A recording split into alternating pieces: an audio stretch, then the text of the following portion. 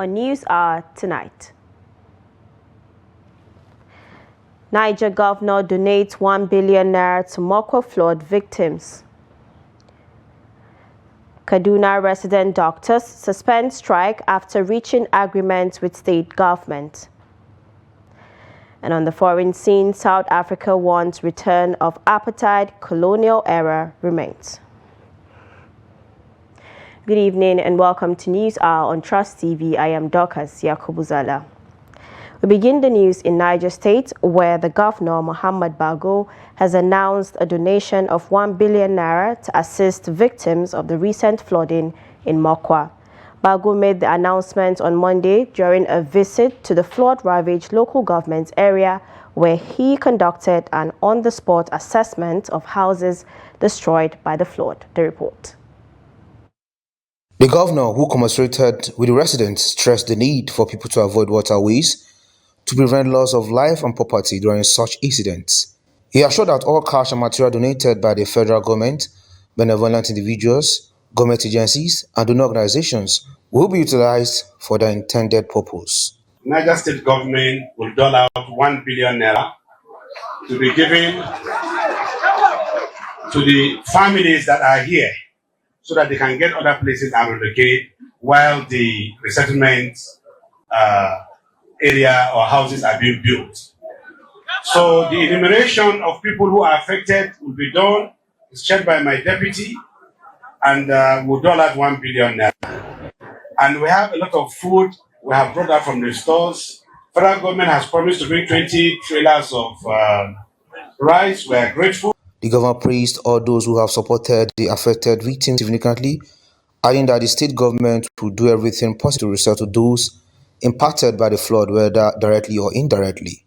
He also advised Islamic teachers in the area to ensure they document all pupils under their care to facilitate tracing in case of disappearance. Also speaking during the visit, the acting director general of the Niger State Emergency Management Agency, Hussein Ibrahim, gave a harrowing account of the flood's impact. 180 hectares, persons that are internally displaced, 3,534. We have population that need humanitarian assistance. That is to say, those that are affected, including those that are hosting or hosting the affected victims. We have 9,560. The flood, which occurred in the early hours of Thursday, claimed about 200 lives, according to local sources, with about 500 still missing.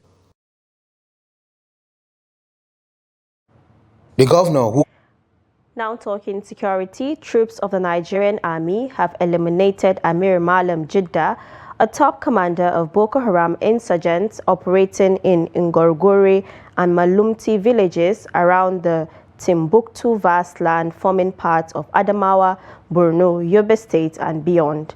The commander was eliminated during a clearance operation by air and ground attacks simultaneously. The Nigerian army confirmed the development in a social media post on Monday, stating that the attack also resulted in casualties among the terrorists and their leaders and the recovery of caches and ammunition. In Abadam local government, additional bodies of terrorists and seized weapons were recovered following the recent military operation in Malam Fatori.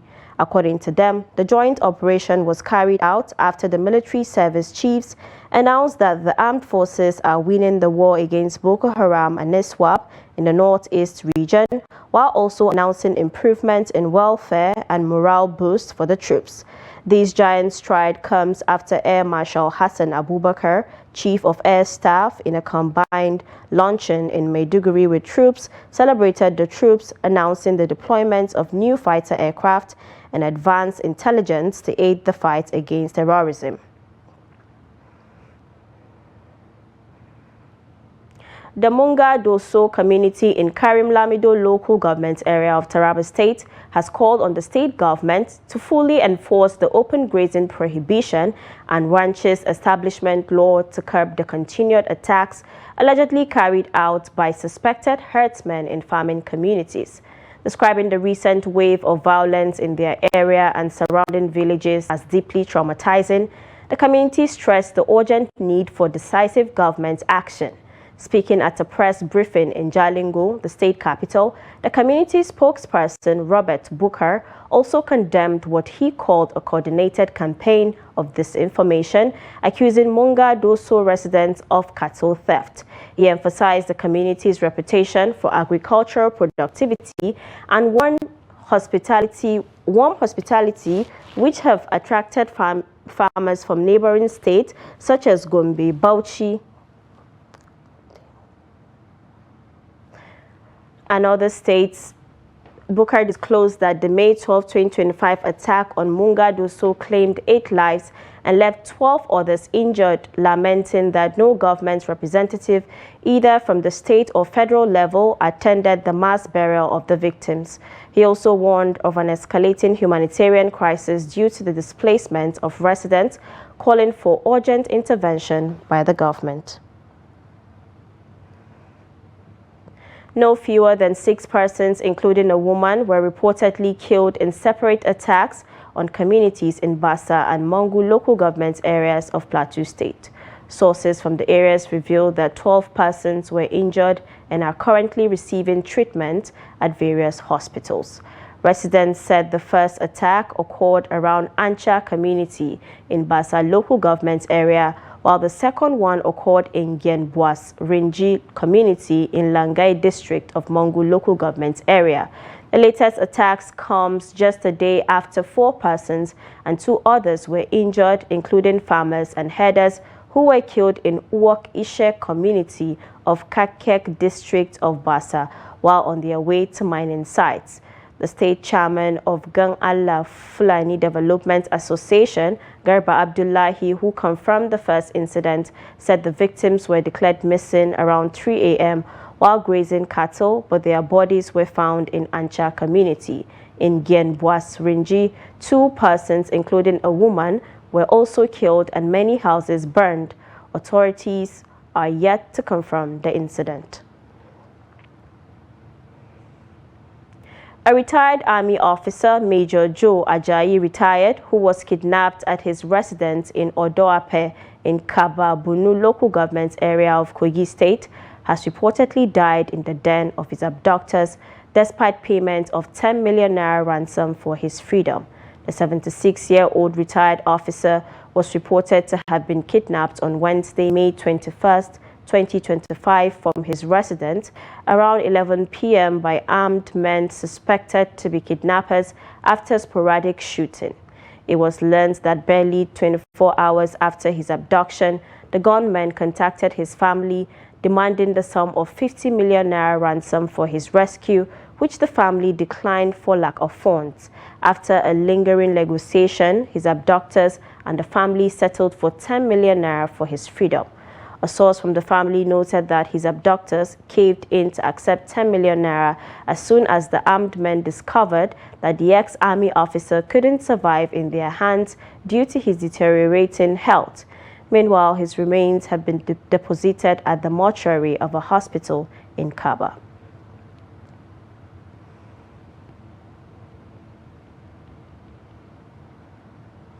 Away from security matters, the National Association of Resident Doctors in Barrow Dikko Teaching Hospital, Kaduna, has suspended its 6-day warning strike. The president of the chapter, Dr. Josiah Yakubu, disclosed this in an interview on Monday in Kaduna. Yakubu said the suspension followed an emergency congress on Saturday, as well as series of meetings and interventions, particularly by the national and state leadership of the Nigeria Medical Association. He said work would resume on Tuesday at the hospital by 8 a.m., while other resident doctors at the hospital will resume by 10 a.m.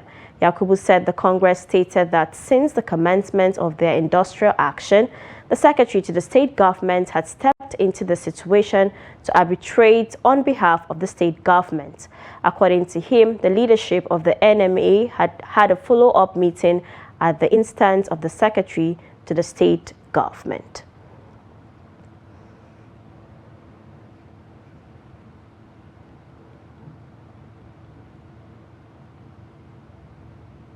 Now joining us via phone call to discuss this further is the President, Association of Resident Doctors, Barrow Dikko Teaching Hospital, Kaduna, Dr. Josiah Kubu.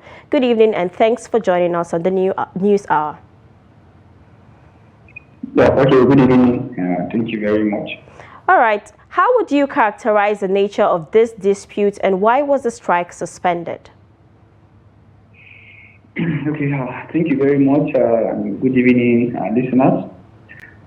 Yes, the strike action became necessary because of the lingering problem that resident doctors are having both in the Biological Teaching Hospital and also doctors under the Ministry of Health. The problems are basically on the issue of remuneration and manpower. Because of the poor package, the salary package for doctors in the state, our doctors have constantly been jackpotting. And the jackpot I'm talking about is not jackpotting to the Western world, but intrastate jackpotting, both the inter and intrastate jackpotting. And then that's where you see a doctor within the state now leaving leaving the state government or Biological Teaching Hospital and then going to other federal institutions within the state. And then sometimes doctors also leave within, they leave the state to go to neighboring states like Katsina, Zamfara, Kano, Nasarawa state, because those states have better package than that obtainable that's with the Kaduna State Ministry of Health. And then another thing is that we have what we call house officers. These are doctors that are usually after graduation they do their mandatory 1-year training. Biological Teaching Hospital have a provision by the Medical and Dental Council of Nigeria to employ up to 96. But I'm telling you at this time that we are speaking, we have only 6 house officers.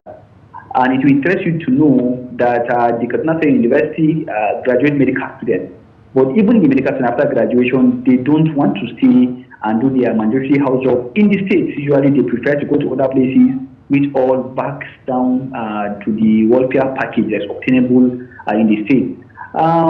Yes, the welfare package I'm talking about, we have the what we call the COMMES, Consolidated Medical Salary Structure for Medical Doctors, in which in the federal government and most states within the Northwest sub-region, they've adopted the 2024 COMMES. While we in Kaduna State, we are still, in fact, they are still operating using the 2014 COMMES salary structure. You know, which if you count now, you see that we are 11 years behind the federal government and also most states in the Federal Republic of Nigeria that have adopted that. So these things have actually led to people leaving the services of the state government and then for greener pastures.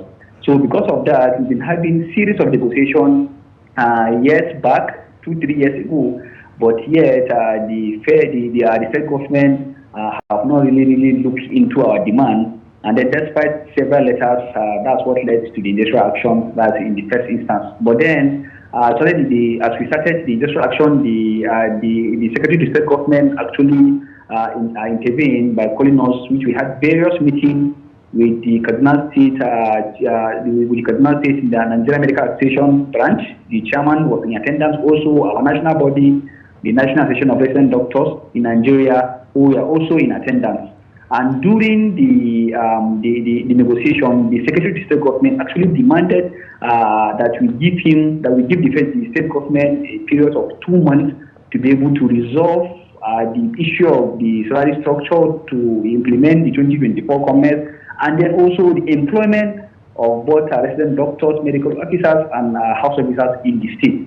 So following that, I think we signed a memorandum of understanding with the SSG being a signatory, the chairman of the NMA, and then the president of the NAT also being a signatory, with the promise that those things are going to be followed up in the next 2 months to ensure that these things are being implemented. So following this intervention was actually why we suspended the strike for the period of 2 months to see whether those things are going to be implemented, which if they are not implemented, we might likely resume the strike if nothing is done. So actually, that's what happened. So can you tell us the likely impact of these unresolved disputes on healthcare services in the state? I mean, just in case they don't fulfill their promises, what are the implications of this action on the healthcare services in the state? Yes, thank you very much for that question. As they said, health is wealth. Yes, of course. Just like I said, the strike have cut through both the primary healthcare, the secondary healthcare, and also the tertiary healthcare under the Kaduna State Ministry of Health.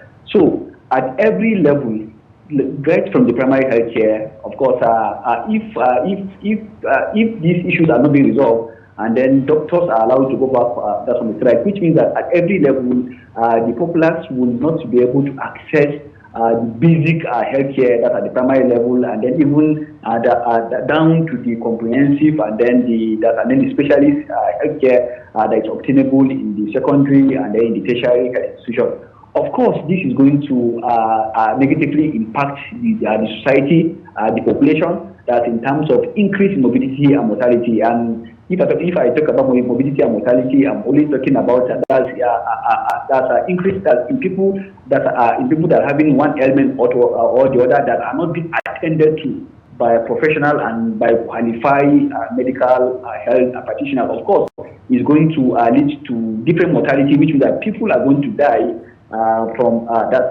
the easily preventable disease that they would have that they will present with in the hospital, and then that those things should ordinarily be taken care of by the doctors who are actually striking. Yes, we don't want that to happen, because yes, I know we are called to serve humanity, but remember that as we are serving humanity, we also have our own needs, we also have our own family. And then, despite the fact that I will tell you that some of us, even in the hospital, because of the increase that's in the because of the economic hardship that we are facing, you see a patient go to the hospital without even having a dime. Sometimes you, the doctor, you end up giving him money to go and buy drugs. That's as such. And also, remember that both you and I, we go to the same market. Our children go to the same school, so there is no preference that is being given the doctors that anyway. So that's actually what's called that. Despite the fact that you see a doctor, like for example in Medical Teaching Hospital, one doctor that's in a department where they have accreditation to have up to 20 resident doctors, you will only find only 3 or 4 in that department. So that 3 or 4 is one doing the work of 20 people, and at the end, yes.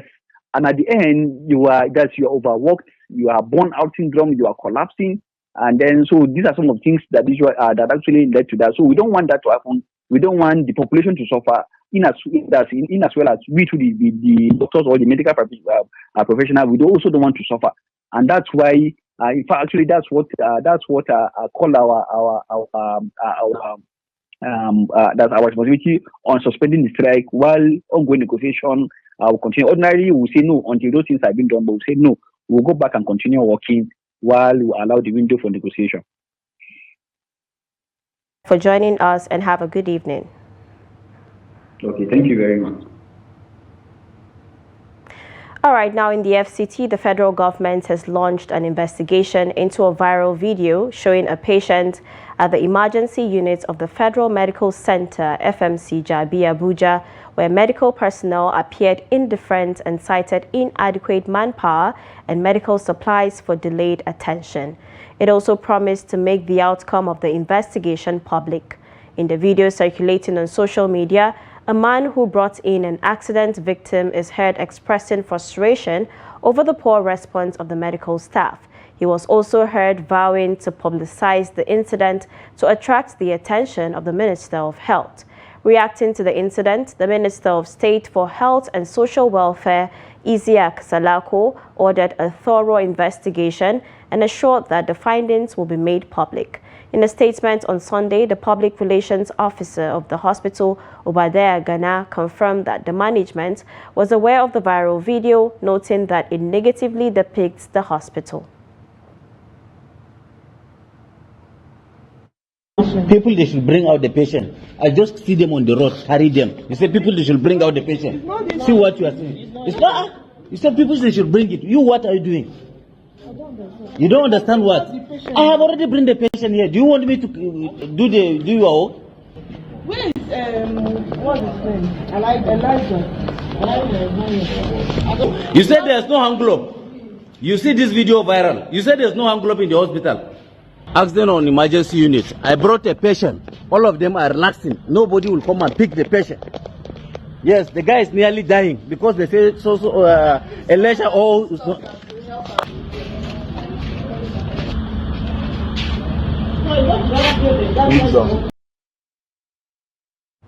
In other news, Mariam Abacha, the widow of former military head of state General Sani Abacha, has rejected long-standing allegations that her late husband, looted billions of dollars during his term in office, insisting there is no credible evidence to support the claims. Speaking in an interview on Sunday, Abacha challenged the narrative surrounding her husband's legacy and questioned the basis of the accusations. She also claimed that funds her husband allegedly secured for Nigeria disappeared shortly after his death. Abacha criticized the continued focus on her husband nearly 3 decades after his death, questioning the motivations behind the scrutiny. She also directed criticism at the media, urging journalists to play a more constructive role. Responding to comments about Nigeria's relatively stable economy during her husband's rule, marked by increased foreign reserves and reduced external debt, Mrs. Abacha reiterated her position that there was no wrongdoing. She concluded by calling for unity and mutual respect among Nigerians, saying nobody alone can make Nigeria. Visitors continue to throng the Ikoyi residence of President Bola Tinubu as he spends his Eid-el-Kabir holidays in Lagos on Sunday. Oni of Ife visited the president, commending his efforts to reposition Nigeria on the global stage. Governor of Lagos State, Babajide Sanwo-Olu, also took his turn alongside members of the Powerful Governors Advisory Committee, GAC. Kehinde Amodu reports. The visits to the renowned Bordelon have been varied, with people from all walks of life, economic, political, government, clergy, traditional rulers, and many more falling in. The message has remained the same: support for the Tinubu administration and the person of the president. This is not particularly surprising, as you don't go visit a man in his house to criticize him. On Sunday, the Oni of Ife visited primarily to mark the Salah break with the president and to debrief him following his recent trip to Kazakhstan. But then he threw his support behind the administration's newly proposed forest guard security structure, the push for economic reforms, and grassroots security reinforcement amidst ongoing national challenges. The challenges we have, so far so good. The current administration is addressing it, which is the area of security. We're very happy with the forest guard structure and another platform to bring in more police force for the forest guard to continue to comb the entire forest, both in the north and in the south. So once security can be addressed, there is a good platform for investment to flow to Nigeria now. Observers say these visitors are all playing different angles, and could swear by these rumor mills that Lagos State Governor Babajide Sanwo-Olu's visit was for reconciliation. However, the governor was quick to shoot down the rumors, describing speculations in the media as people crying more than the bereaved. This is no exception. We all came around to felicitate with him, to pray with him, to wish him well, to say to him that Lagosians and everyone is happy with him, that we can feel, we can see the impacts of what he has done in the last 2 years. And so to wish him well and to continue to say that he has our best wishes at all times, support, Yet the fact that the governor came in company of the Governor's Advisory Council speaks volumes. The GAC is widely recognized as the apex decision-making organ of the APC in Lagos, wielding significant influence over the state's political direction and governance. Observers believe signs of reconciliation may be in sight, and speculations of a love lost between the two leaders from the southwest may, after this visit, fizzle out. Kehinde Amudu, Trust TV News. This is News Hour on Trust TV. Coming up ahead. President Tinubu set to commission completed International Conference Center, Abuja. This and many more when we return. Do stay with us. Welcome back from the break. In case you just joined in, this is News Hour on Trust TV. Let's take a look at our top stories again. Niger governor donates 1 billion naira to Mokwa flood victims. And Kaduna resident doctors suspend strike after reaching agreement with state government. Now moving on to more stories, the Kaduna State Police Command says 13 suspects have been arrested in Kawo area of Kaduna State, where a naval officer, Lieutenant Commando M. Buba, was murdered by a suspected phone snatcher on Sunday. The command's public relations officer, DSP Mansur Hassan, said the late officer, who was a senior course student of the Armed Forces Command and Staff College, Jaji, was attacked and stabbed on the chest with a knife at a bus stop before Kao flyover at about 5:20 Sunday morning.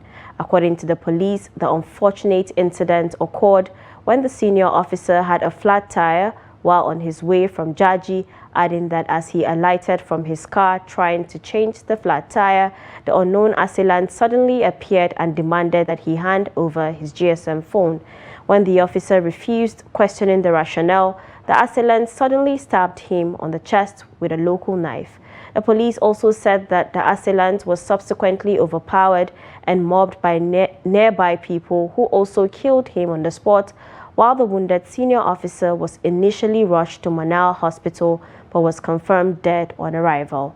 Following the incident, police said that its operatives carried a raid in the Kao area and arrested 13 suspects with knives and other dangerous weapons.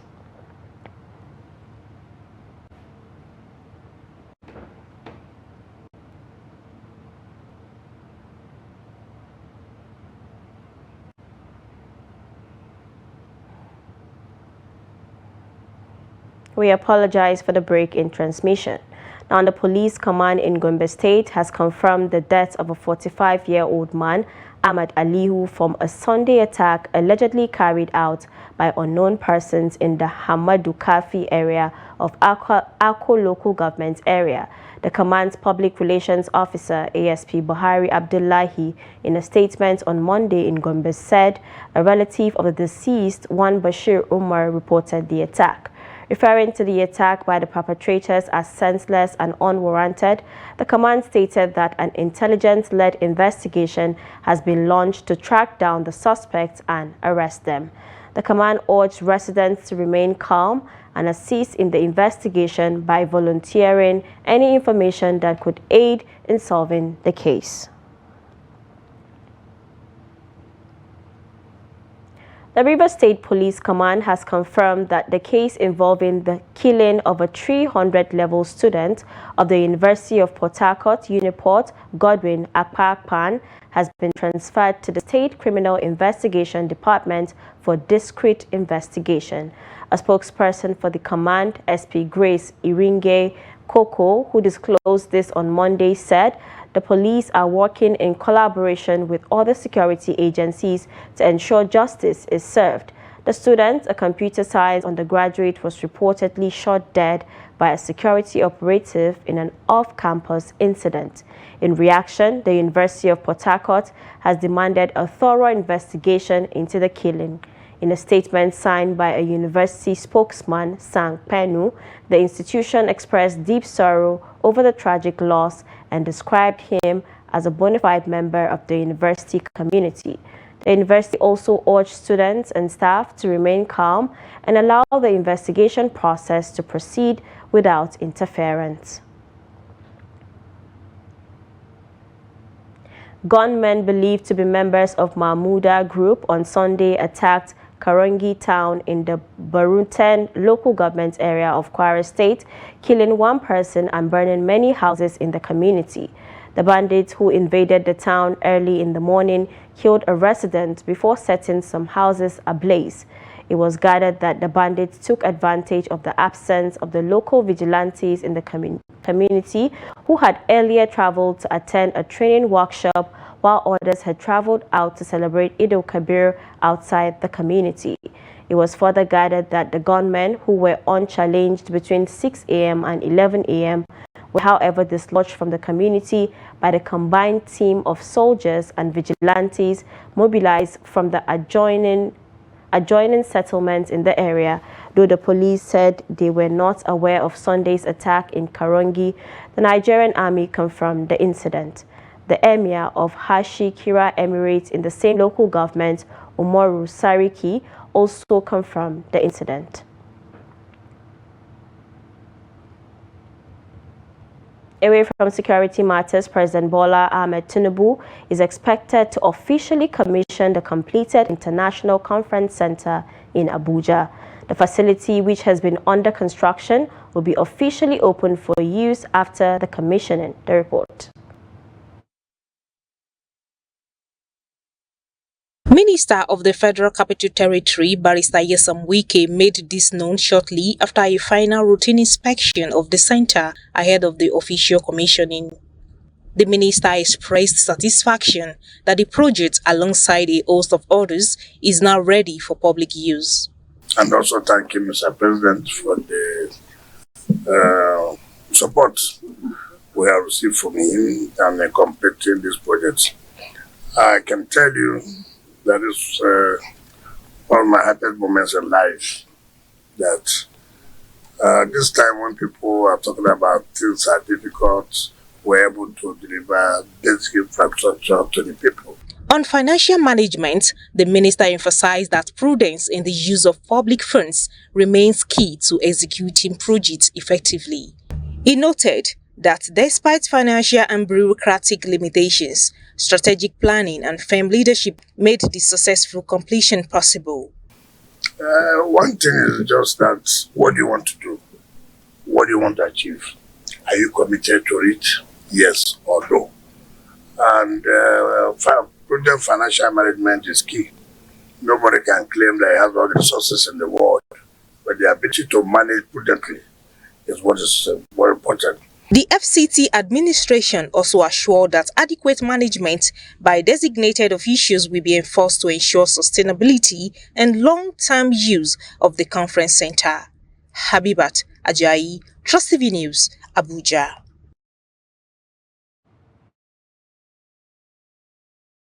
Association of Nigeria, Adamawa State Chapter, Bishop Stephen Dami Mamza has criticized President Tinubu for allegedly neglecting the Northeast region, particularly in terms of infrastructure development. He cited the poor state of federal roads in the region as evidence of this neglect, expressing dissatisfaction with the distribution of projects amidst economic challenges and insecurity. He said the 2 years of Tinubu's administration has been challenging to Nigeria with rising cost of living, insecurity and underdevelopment, noting that Nigerians are suffering. He, however, commended President Tinubu's fairness in distributing appointments, aligning with the federal character principle. I think we have not felt much the presence of the federal government. We have not felt. Because I have been watching for the past 2 years, talking about roads linking the different geopolitical zones in the country, Northeast, especially the road linking Bauchi, Adamawa to Taraba is the only one that nobody has talked about. And I think the government, the federal government really needs to look at it. That some of, if you should, because the one linking Borno, the one linking all the other geopolitical zones across the country, there are major roads the federal government is concentrating, working on. But ours, we are neglected as if we are not part of Nigeria. So I don't know, is it because Adamawa and Taraba, they are PDP? I don't know.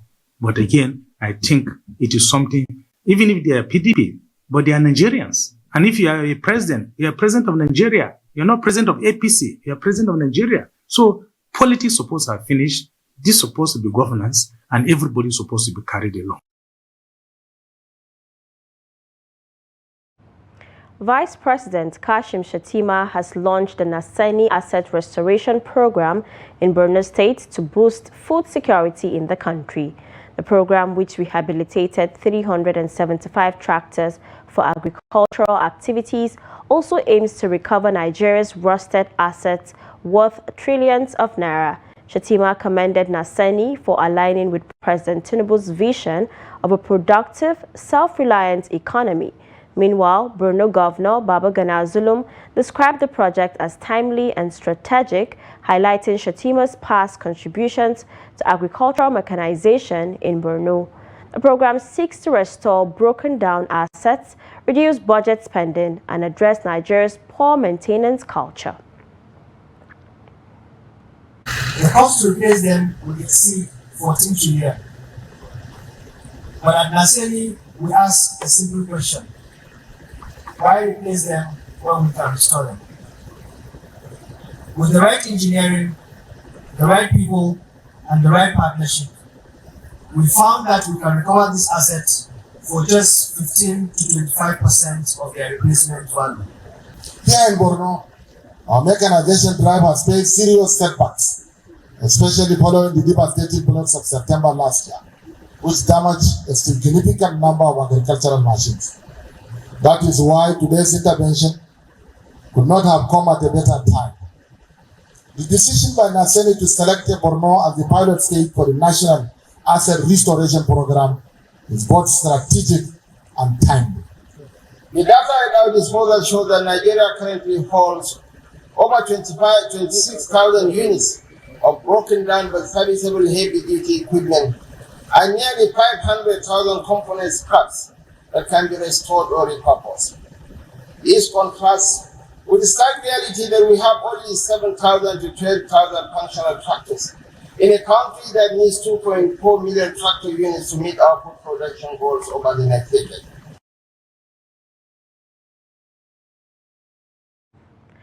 Governor Umar Namadi of Jigawa State has flagged off the distribution of bio-fortified iron pearl millet and vitamin A maize seeds to 30,000 smallholder farmers across the state's 27 local government areas. This is part of efforts to boost food security and combat malnutrition in the state. The report. The lunch event held in Dutse marked the beginning of the 2025 rainy season's farming support program aimed at increasing agricultural productivity and improving nutritional outcomes in rural communities.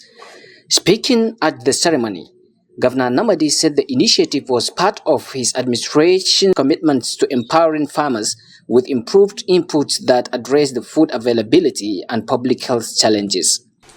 It is toward this end that we are today commencing the distribution of climate-resilient and bio-fortified seed to 30,000 smallholder farmers throughout Jigawa State. This is by all means a critical and practical step within our overall agricultural transformation agenda with direct impact beyond agricultural sector.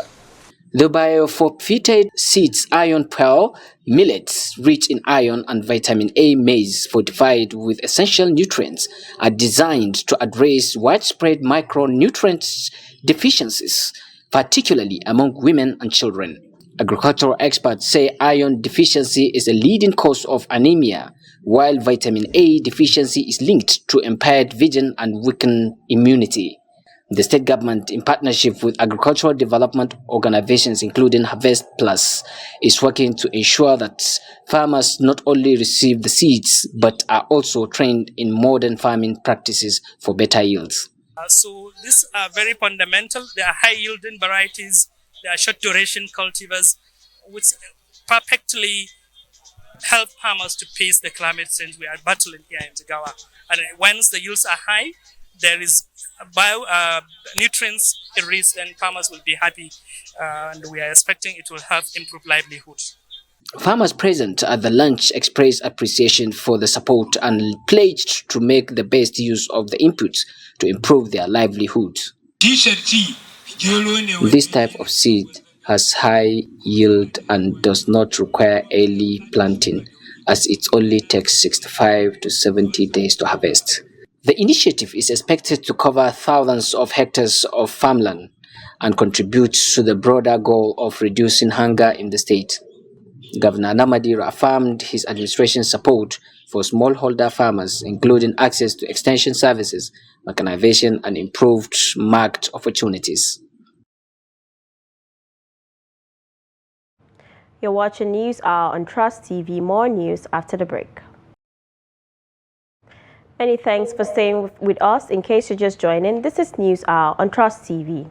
And now in business, the Independent Petroleum Marketers Association of Nigeria has explained that Dangote Refinery should sell premium motor spirit around 770 naira per litre. A spokesperson of IPMAN, Chinedu disclosed this on Monday while reacting to comments by businessman Aliko Dangote, who said Nigeria's petrol is less expensive as his refinery's ex-depot price stood at 825 naira per litre. However, Ukadike noted that PMS is not cheap owing to the country's position as a crude oil producer. According to him, the exchange rate is a major determinant in PMS price in Nigeria, noting a drop in exchange from 1,600 naira to around 1,200 naira would bring down the price to below 750 naira per litre. Dangote barely a week ago said Nigeria's petrol price is 55% below the West African average. He reiterated recently that Nigeria's petrol price is not expensive as Nigerians buy petrol between 875 naira and 910 naira in Lagos and Abuja.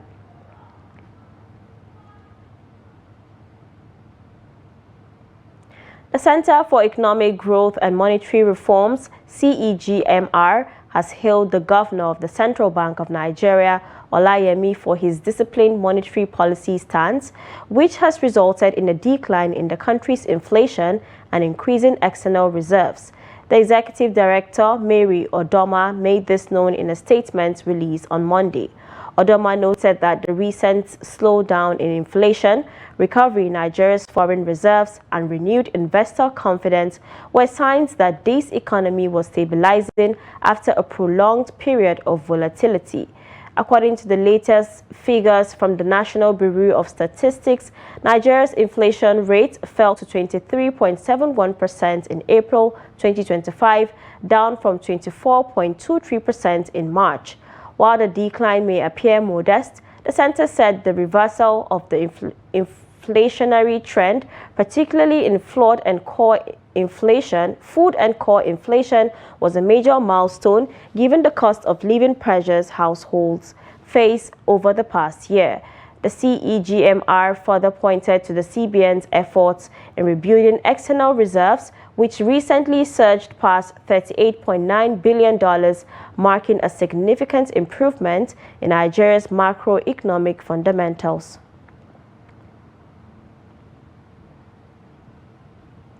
Oil prices fell by a few cents on Monday as the market anticipates U.S.-China trade talks in London later in the day. Brent crude futures slipped 11 cents to $64.61 a barrel by 7:28 West African time. U.S. West Texas Intermediate crude fell 4 cents to $64.54. The minor slip was after Brent gained 4% and WTI gained 6.2% last week, their first weekly gain in 3 weeks. Gains rode on the back of news that the two countries were talking about their trade differences and could reach a tangible agreement. Three of Donald Trump's top 8 will meet with counterparts in the first meeting of the U.S.-China Economic and Trade Consultation talks.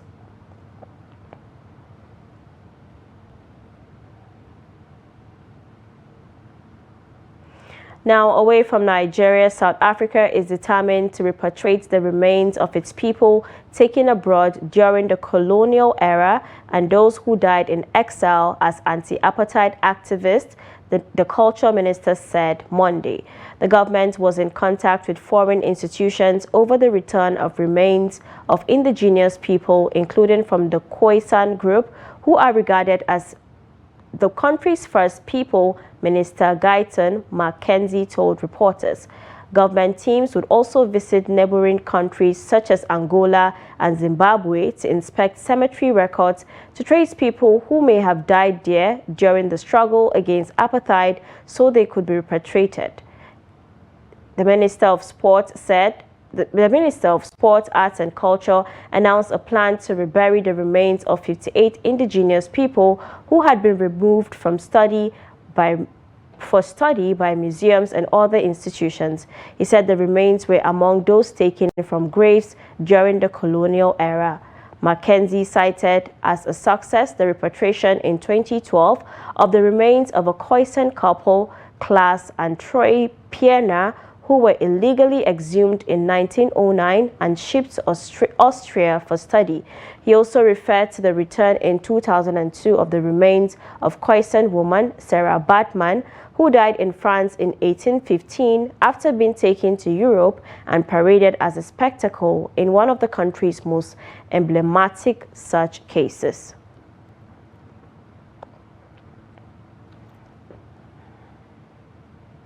It's now time for sport updates with Kabir Lawal.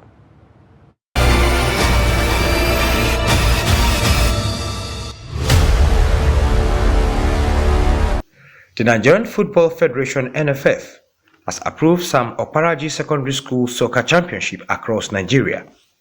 The approval is sequel to the endorsement of the Senate Committee on Sports Development, led by Senator Abdul Ningi.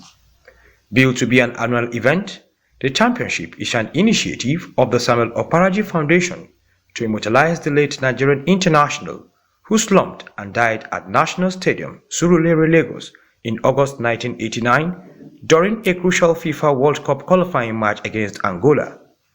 The NFF, in a letter signed by Ruth David, the acting director of competitions, noted that the endorsement was in recognition of the objectives and goals of championship, which will not only impact positively on youths who are the participants, but also the development of football in the country. The Federation appealed to the organizers to adhere to extant rules of football as approved by Federation of International Football Associations (FIFA) during the nationwide competition set to kick off later this year. Still on sport news, world record holder in 100-meter hurdles and Nigerian sensation Toby Amusan has made new marks on the flat track. The Nigerian track and field queen showcased a rising prowess in the 100-meter dash, clocking a season-best 11.18 seconds to finish fourth in the women's 100-meter finals at the Racers Grand Prix in Jamaica. The event, held in Kingston, Jamaica, featured some of the fastest women in sport, as Amusan held her own in the competitive race, finishing just behind podium finishers Tina Clatter of Jamaica, who won 10.98 seconds, followed by Joshua Sears of the United States of America in 11.0 seconds and Alana Reid of Jamaica in 11.16 seconds. That's Sport News. I am Kabir Lawal.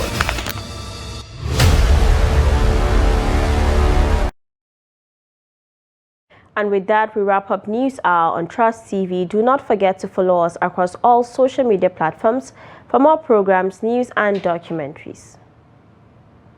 I am Dorcas Yakubuzala. Good night.